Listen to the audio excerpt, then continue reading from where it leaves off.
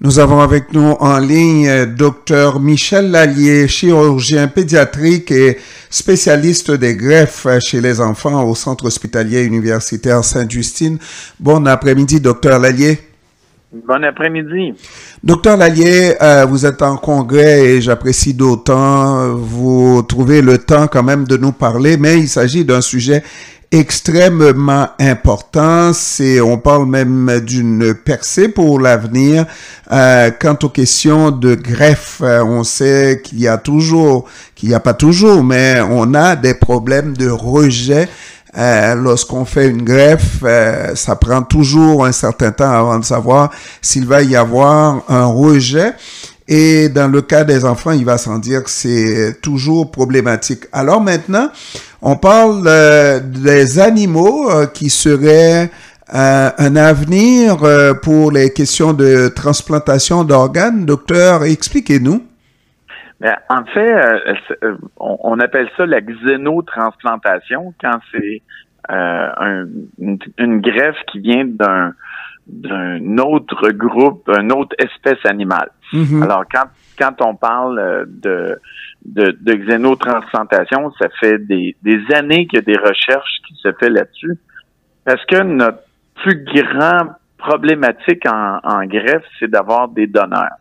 Et là, on parle évidemment parce qu'il faut, comme vous avez bien dit au début, il faut que ce soit des donneurs qui soient compatibles et qu'on est là. Avec les animaux, vous comprenez que notre système immunitaire est pas fait pour recevoir un organe d'une autre espèce. Alors, on va se défendre de façon très virulente et très forte. Alors donc, et là, l'étude qui a été faite avec une greffe qui a été greffée chez un patient qui était en mort cérébrale parce qu'on voulait uniquement voir l'effet.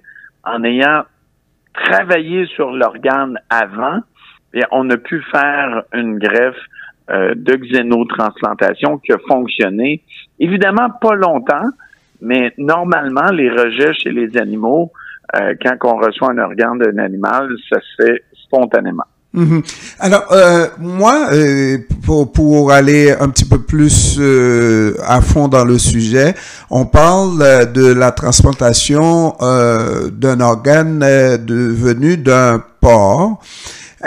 Et sur un humain qui était, vous l'avez dit, en mort cérébrale, c'était une expérience scientifique extrêmement intéressante parce que effectivement, lorsqu'on parle de reins, on sait que pour que on continue à vivre, on a besoin d'avoir au moins un rein. Et dans ce cas-ci, le rein a fonctionné pendant un petit bout de temps, le temps de faire l'expérience. Cela dit, moi, je me pose la question, et vous l'avez dit au début, ça fait longtemps qu'on expérimente, qu'on fait, parce qu'on parle même de rats de laboratoire, de souris de laboratoire, donc ça fait longtemps qu'on joue avec les animaux, et ça m'étonne du fait que ce soit seulement maintenant, qu'on en arrive à ce stade-là de comprendre que la plupart des organes d'animaux pourraient fonctionner sur nous, les humains.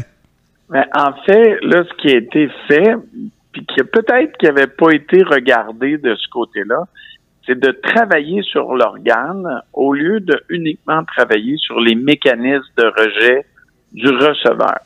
Alors là, ce qu'on a fait, c'est qu'on a pratiqué une intervention sur le rein. Un coup qu'ils ont prélevé le rein du cochon, ils ont fait une manipulation sur ce rein-là pour être capable d'éliminer les anticorps, les antigènes, c'est-à-dire de ce rein-là. Alors ça n'avait jamais été fait avant. Probablement aussi qu'on pouvait pas le faire. Ça, c'est les joies de la recherche et de la science. Hein. Ça prend du temps, de la persévérance. Et parce que je pense que les premières, ça date des années 1950 où on a essayé de faire des greffes d'un animal à une autre sorte d'animal. Fait que c'est là que l'idée plus originale a été de dire, bien, au lieu de travailler sur le receveur et lui donner des médicaments, ben, on va travailler sur les deux. On va travailler sur le rein, donc l'organe qui a été greffé, Et on va travailler sur le receveur également pour diminuer son système immunitaire. Maintenant, je pense qu'il est peut-être bien saillant de se poser la question, est-ce que c'est le porc qui se rapproche plus de l'humain ou est-ce que tout autre animal pourrait être aussi proche de l'humain et donc un rein pourrait être compatible, le rein d'un bœuf pourrait être compatible avec un humain, etc., etc. En fait, chaque organe va être appareillé, si on veut dire, parce que le rein du porc est effectivement assez, je dirais pas compatible, mais a la capacité de le faire et a la forme qui est assez compatible à l'humain. Autant de la grosseur que la capacité de filtrer qu'on a besoin. Le foie, par exemple, ne pourrait pas être utilisé, le foie de porc, dans sa totalité, parce que on n'a pas les mêmes vaisseaux, on n'a pas les mêmes structures, on n'a pas la même fonction. Ben, les fonctions au départ se ressemblent, mais ça pourrait pas fonctionner. Exemple, le cœur, il faut prendre un cœur qui va avoir à peu près la même structure. Alors, ça a déjà été fait, le cœur d'un babouin qui avait été greffé à une jeune enfant, mais ça n'a pas fonctionné. Elle est décédée quand même après, mais ça avait été fait. Fait qu'exemple, le cœur de porc a pas la même anatomie. Fait que le rein, pour le porc, pourrait fonctionner, mais si on voulait aller avec d'autres organes, il faudrait voir quel animal a l'anatomie la plus compatible. Alors, donc, il n'est pas question de dire que nous avons un peu de porc en nous ou le porc a un peu d'humain en lui. Ça dépend. Ben, oui. Ça, vous savez qu'on a toujours, il y a toujours des gens qui disent ça, qu'il y a un porc dans chaque humain. Mais on n'embarquera pas là-dedans. On n'embarquera pas là-dedans. Mais docteur, ça ouvre la voie à quelle possibilité ce test-là qui a duré 3 minutes maximum, ça ouvre la voie à quelle possibilité pour la médecine, justement, la médecine des greffes? Ouais, mais je pense que chaque petit pas ou grand pas, parce que moi, pour celui-là, je le vois comme un grand pas, nous amène toujours à avancer vers ça. Alors là, je pense que là, ce que les gens vont faire beaucoup, ça va être de justement, regarder et travailler sur, parce que ça se fait déjà chez l'humain, de dire, on va travailler sur l'organe avant de le transplanter. On va faire une perfusion pour être sûr qu'il y ait moins de rejets, qu'il y ait moins ci, qu'il y ait moins ça. Donc, je pense que là, les gens vont commencer beaucoup plus à travailler sur l'organe de façon ex vivo, c'est-à-dire qu'on sent l'organe et on travaille dessus. Quand je vous dis qu'il était moins fait ou pas fait avant. Alors, donc ça, c'est un grand pas. Moi, je pense que aussi, nous, notre laboratoire travaille beaucoup sur les cellules souches.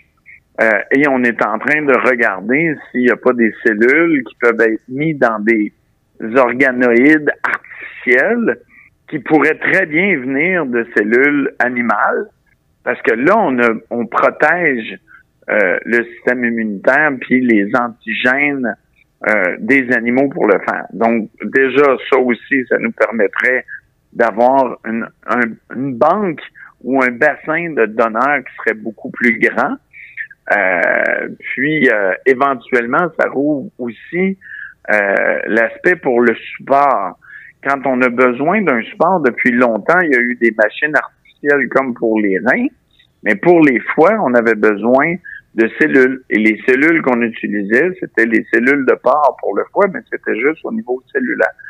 Alors, moi, je trouve toujours que ça donne un espoir très grand et ça nous permet chaque petit pas d'avancer vers un futur plus intéressant pour le don. Et j'aime d'avancer que vous avez utilisé vers le futur.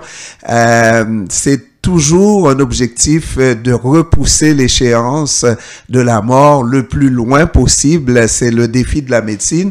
Et ça, dans ce sens-là, j'imagine que c'est une perspective extrêmement intéressante, et d'autant que le porc, c'est admis qu'on abat des porcs pour en manger, n'est-ce pas? Il n'y aura pas de polémique là-dessus. Tout à fait, tout à fait. Bien d'accord avec ça. Merci beaucoup, docteur, d'avoir pris le temps de nous parler cet après-midi. Je vous souhaite de continuer votre congrès et je vous souhaite encore une fois bon congrès. Merci beaucoup. C'est justement un congrès sur la transplantation. Sur la transplantation. Et continuez à travailler, docteur, et puis on va encore faire la promotion, à savoir que oui, il faut toujours signer sa carte. Et moi, je le dis, je ne l'ai toujours pas fait, docteur, à ma grande honte. Mais il faut aussi en parler. C'est ça qui est bien important, c'est d'en parler. Et ça, je vais toujours dire oui pour vous en parler n'importe quand. Ça me fait plaisir. Merci.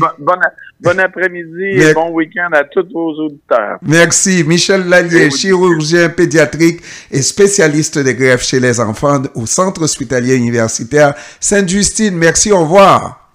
Au revoir. Au revoir.